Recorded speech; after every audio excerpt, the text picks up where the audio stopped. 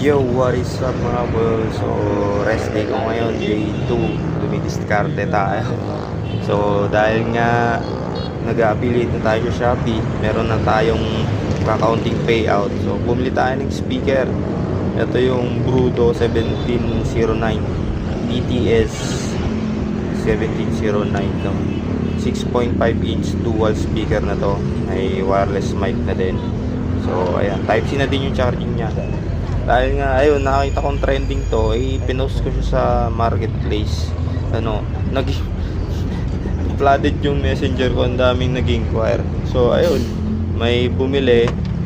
So, i-deliveran na natin ngayon. Rest day natin ngayon, dumidiskarte tayo. Ngayon nga, So, ayan, para na naman tayong holdabar dito, naka-face mask na naman tayo. So, ganun talaga pag medyo, siyempre, takot magkasakit.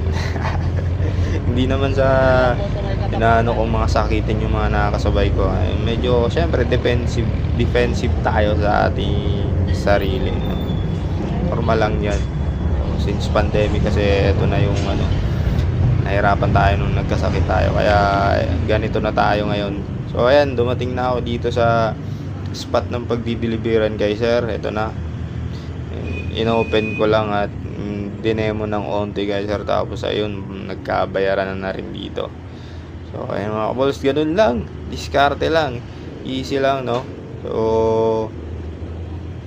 pinasok na din natin yung pagbabuy and sell.